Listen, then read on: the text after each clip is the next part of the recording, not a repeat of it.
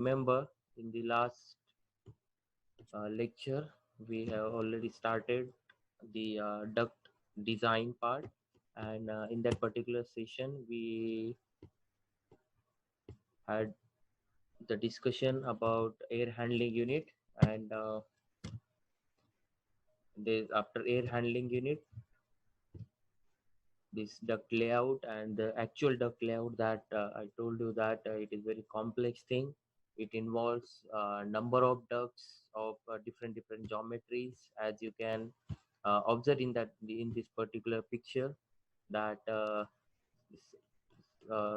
few of the ducts like this trunk duct is a rectangular section, then the sub branches are circular section, then different T's and elbows, like you can observe here, dampers are fitted in between the ducts.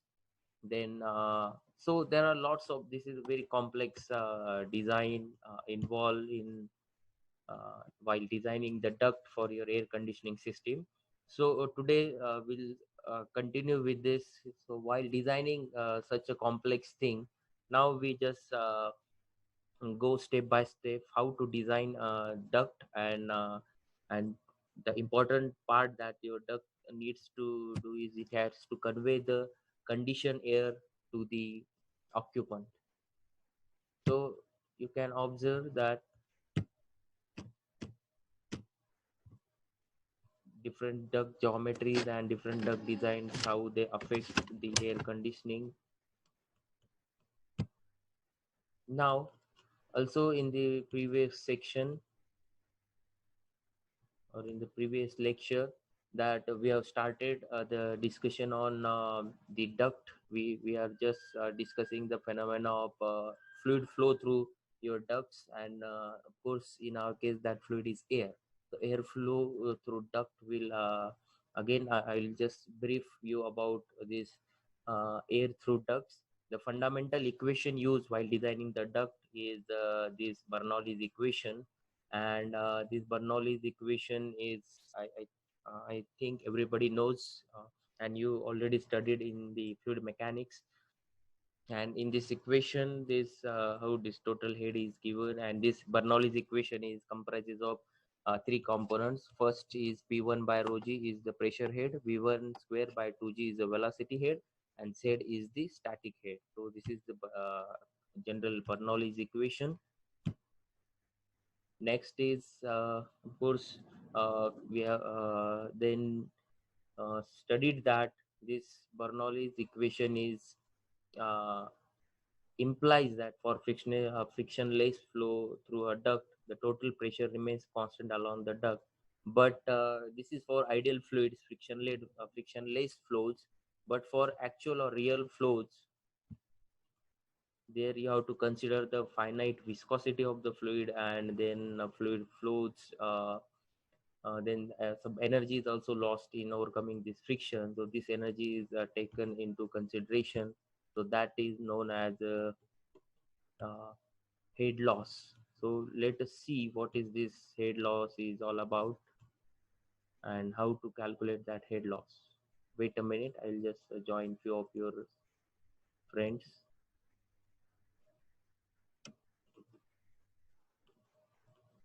Okay, so this after considering the head loss in the Bernoulli's equation, the Bernoulli modified Bernoulli's equation becomes addition of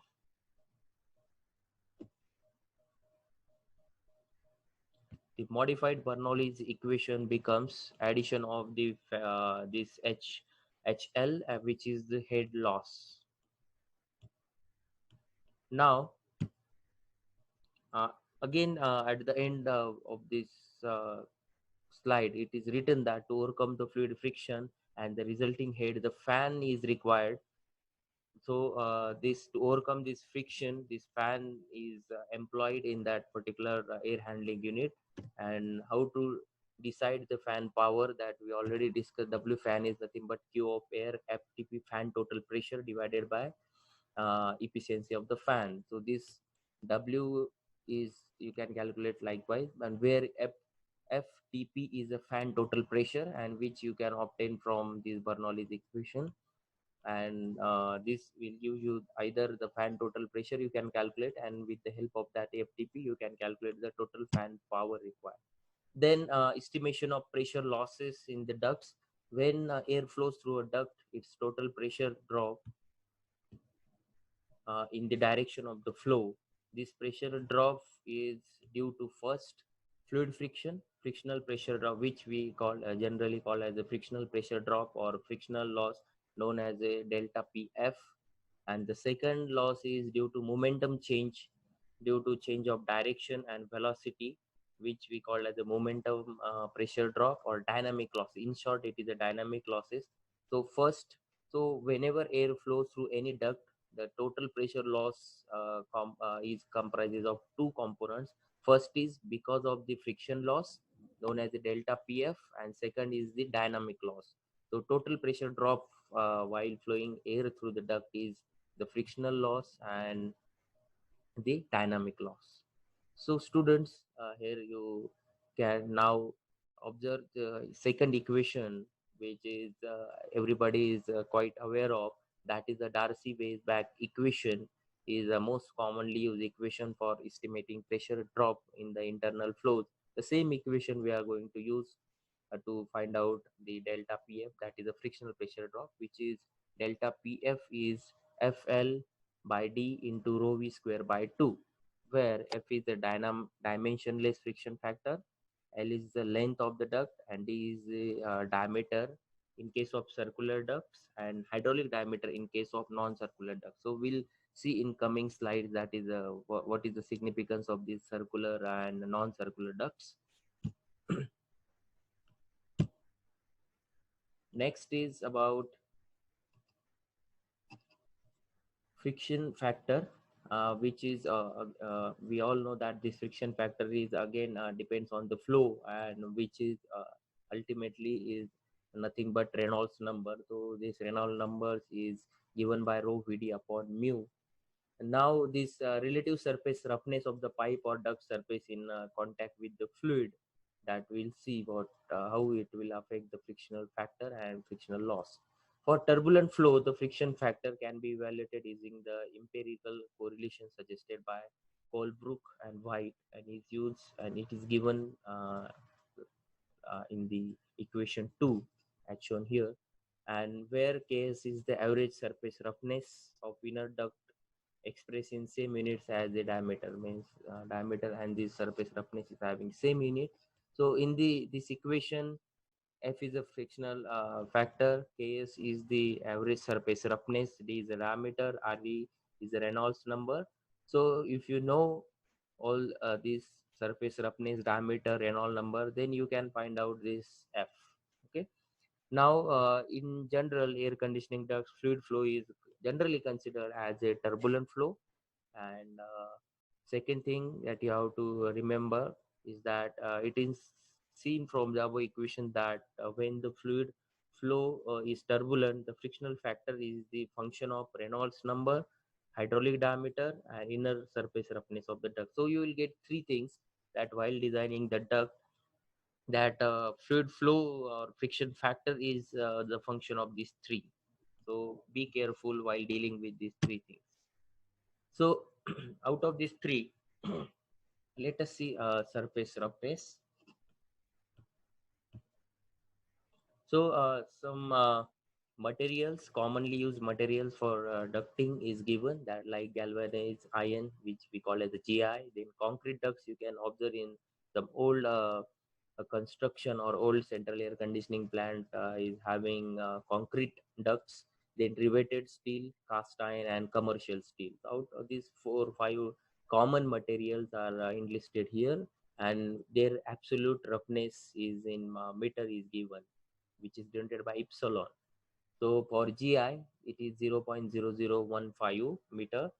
So out of these materials, GI is quite commonly used sheet material for ducting air conditioning ducts. So let us take an example of GI.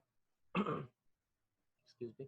So taking GI as the reference material and properties of air at 20 degree and what atmospheric pressure, the frictional pressure drop in circular duct. So after substituting the values of all the surface roughness in the previous equation, so you'll get delta PF as 0.22243 Q raised to 1.852 L divided by D raised to 4.973, where Q is the volumetric flow rate in meter cube per second, L is the length, D is the inner diameter of the duct respectively.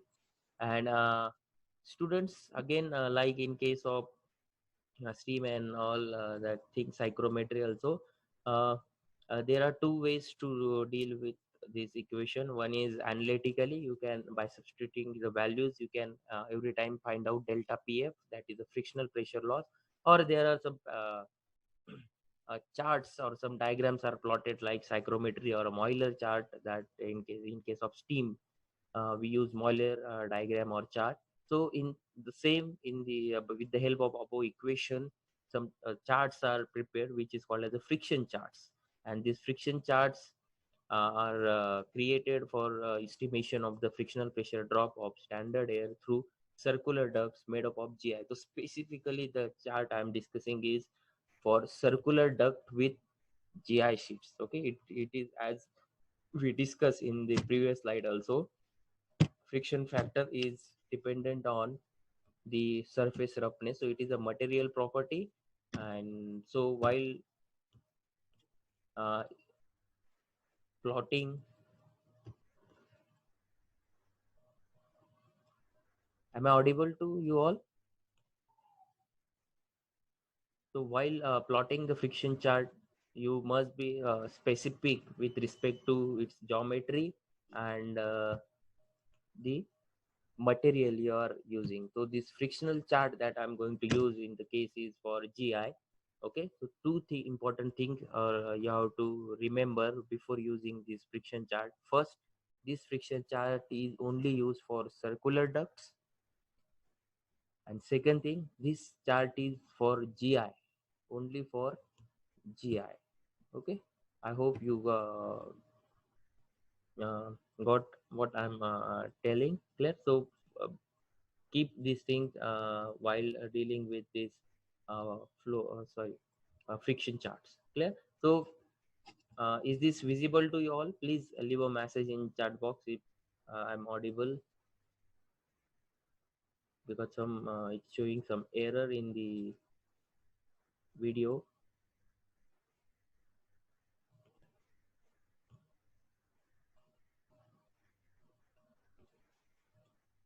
Amrut,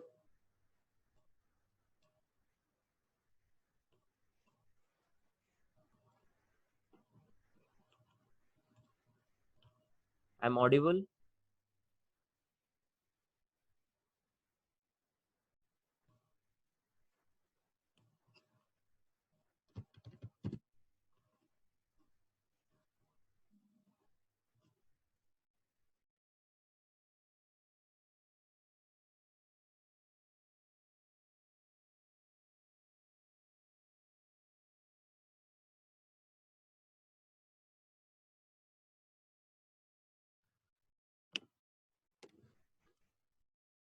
I think I'm again connected to you all. Okay, is this the slide is visible?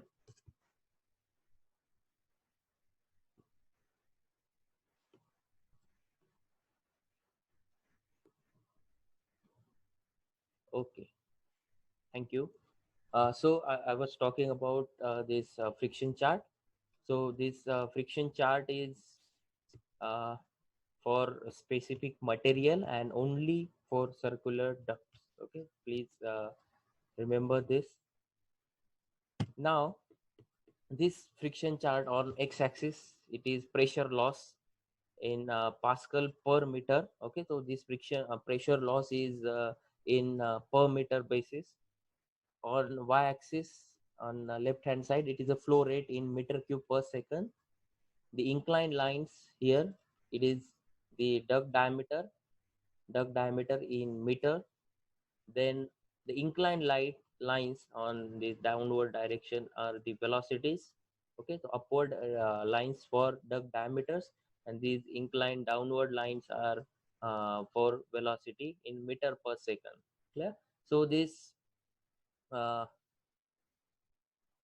chart deals with four parameters. First, pressure loss in Pascal per meter, flow rate in meter cube per second, third duct diameter, and fourth one is the velocity. So pressure loss, flow rate, duct diameter, and velocity, these are the four parameters which are shown on this uh, friction chart. And from this chart, you know that out of from any graph or any chart, if you know for this particular chart, if you know any two parameters out of the three parameters, that is the flow, diameter, and velocity, you can find out the rest one. Okay, so this chart is very useful. Suppose for example, let me give you the one example. I know the flow rate required for that particular room, for office or restaurant where I'm going to I need the air conditioning. I know how much air I need to flow through that particular room. The flow rate is generally known to me. Then pressure drop is by experience, you know that what is the average pressure drop through a duct. So then you can find out the duct diameter required. Okay, so if these two known to you, you can find out duct diameter and also the velocity. You can find, because for plotting the point you need at least two uh, parameters. So generally flow rate and pressure loss is known to you. From that you can find out duct diameter of the duct for your duct network. Okay, or suppose you know the uh, flow rate and diameter is fixed, because in some cases, because of the architectural requirement, duct diameter is fixed, that you cannot have a very huge duct or whatever. So duct diameter is given by architect, or sometimes it is the interior designer also. So at that time duct diameter is fixed and suppose flow rate is fixed. From that you can find out how much pressure loss, and from this pressure loss you can design a fan. So likewise these pressure charts are used. I will take numerical after in the next lecture. I will take one numerical while designing a network for this duct network, how to use this friction chart. So next is rectangular duct. So even though circular ducts require, there are some certain advantages with the circular ducts, like very least material required for the given flow rate, and allowable pressure drop, means very less pressure drop compared to rectangular ducts. But still rectangular ducts are quite popular. I hope you observe rectangular ducts in most various malls and hospitals.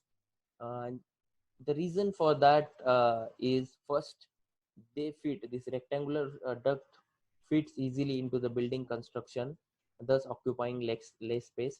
Like beams, in most of the buildings you observe that these ducts are run parallel to the beams, because beams are generally rectangular, so these uh, exactly fit with that parallelly with the beams. So you cannot or that looks like a single structure, no different not separate pipe you can observe.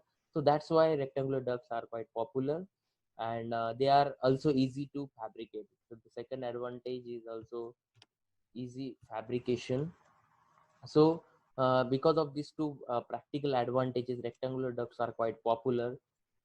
And but keep in your mind that these the friction charts are only for circular ducts. Okay, next is for the rectangular ducts, the two sides, suppose A and B is given, then A by B is called as the aspect ratio. And this aspect ratio for square ducts, aspect ratio becomes A by B is 1, and which is very close to the circular ducts. That's why it is preferable to use aspect ratio as close as to unity for best performance, because we know that circular ducts gives you the best performance. And but practically we will go for rectangular ducts. So but while designing your rectangular duct, always try to have your aspect ratio close to 1, which will gives you the best performance.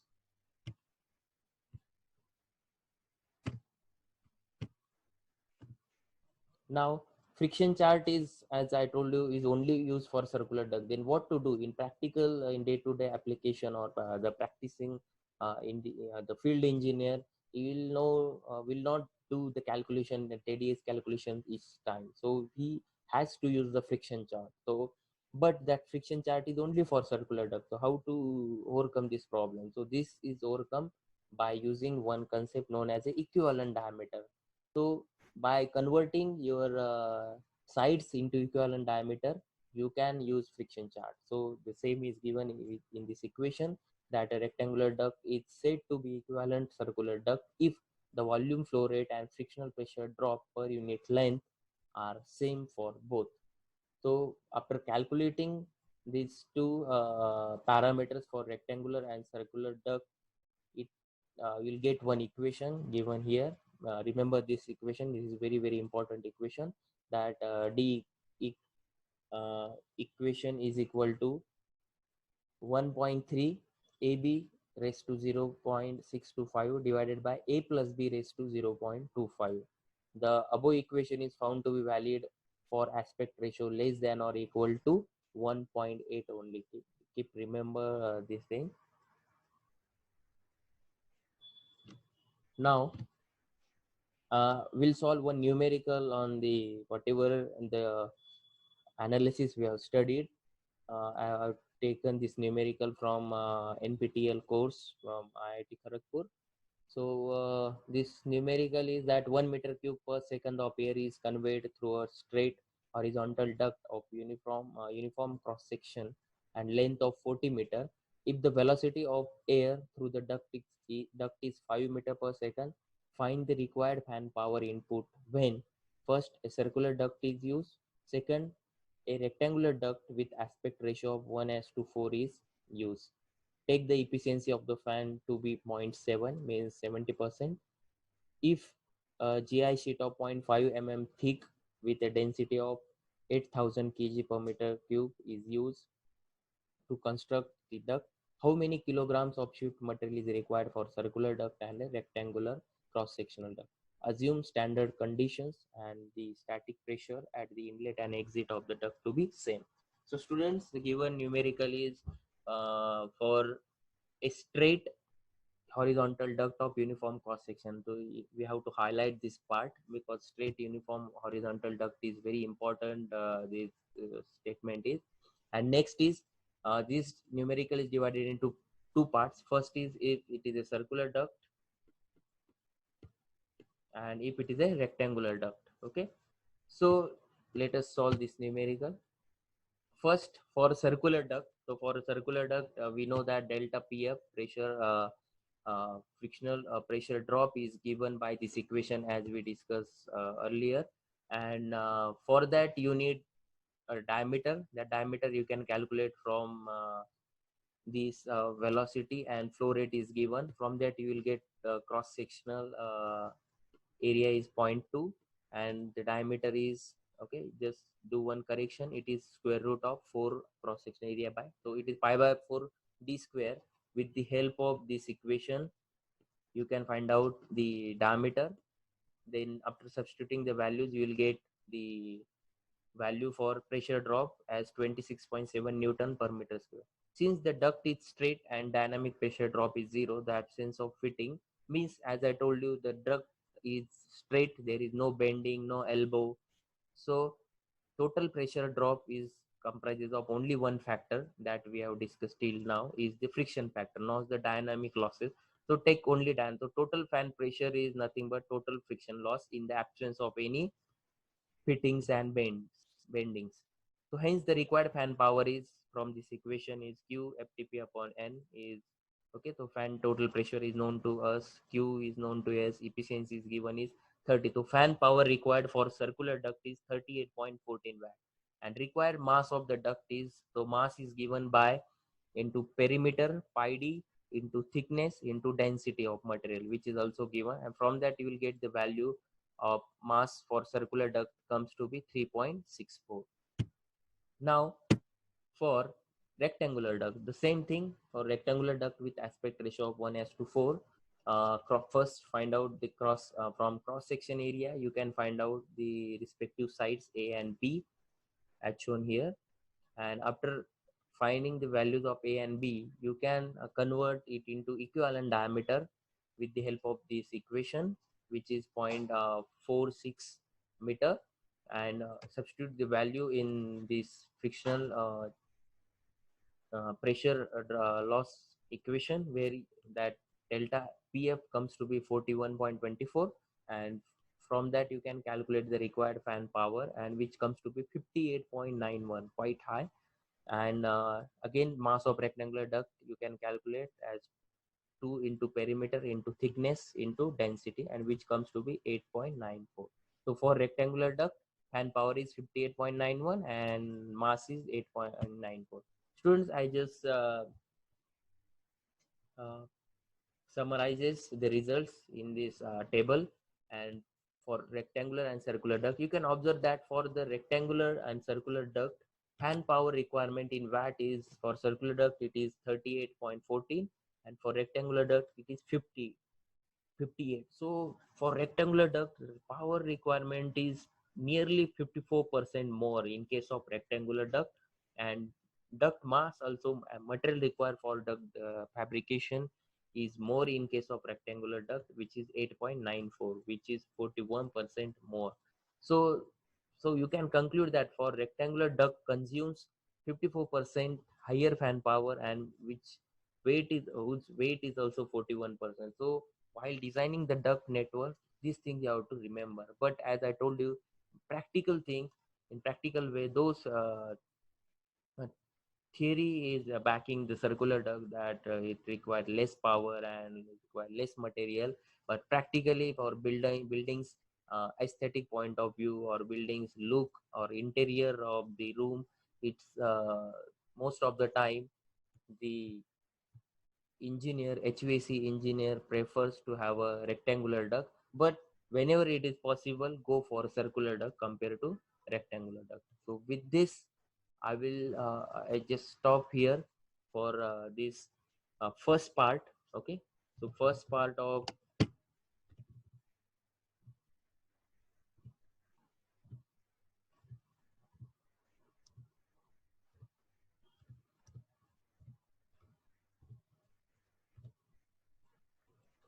this pressure loss through ducts, which is the fluid friction, delta PF. So today we discuss this frictional loss only. In the next lecture, we'll discuss momentum losses, and how to estimate this momentum, or which is called in short called as the dynamic losses. And then we'll solve one numerical on the duct network. So with this, I conclude today's lecture. If you have any query, please ask. Still 4 minutes are left. If you have any query, you can ask me right now.